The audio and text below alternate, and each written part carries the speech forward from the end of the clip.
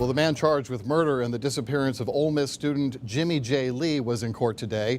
But what happened at a simple bond hearing for Sheldon Harrington Jr. got pretty involved.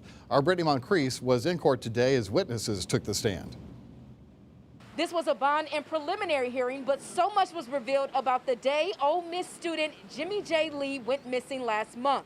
Here's what happened in court. Stephanie Lee, Jimmie's mother, took the stand first. She said she and Jimmie were very close and spoke at least 5 to 6 times a day. July 8th was Stephanie's birthday. She received a happy birthday text from Jimmie around 2 a.m. When she responded later that morning, she never heard back. So she called Oxford police and Jimmie's friend to do a wellness check. Police said Jimmie and his car were gone, but his dog was still in the apartment. Oxford Police Detective Ryan Baker took the stand next. He said detectives received a tip from Jimmie's friend saying Jimmie met someone on social media, hooked up with the person, got into an argument, blocked the person on social media, and went back to meet the person that same morning. That was after the person contacted him under a different username. Messages on Snapchat also showed that Jimmie and the person had a sexual relationship and that Jimmie was going back to meet with him. Through searches, detectives were able to identify the person Jimmie Lee met as Sheldon Timothy Harrington Jr.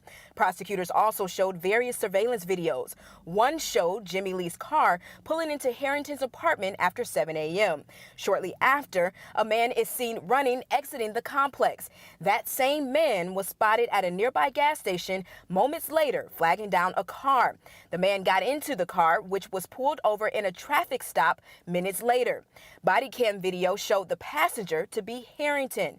Investigators later interrogated Harrington and searched his apartment. Detectives say cadaver dogs found hits in Harrington's apartment, SUV, and his box truck used for his moving company. They also said Harrington did a Google search that morning on how long does it take to strangle someone and showed pictures of Harrington at Walmart buying duct tape.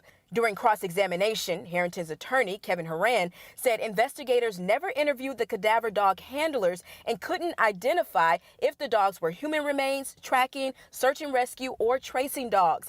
He also argued that cadaver dogs are not trace evidence and no physical evidence or items were found in Harrington's apartment or on Harrington's body.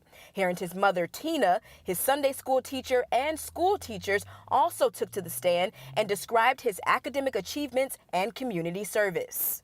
And investigators are still searching for Jimmie Lee's body. In Oxford, Mississippi, I'm Brittany Moncrief.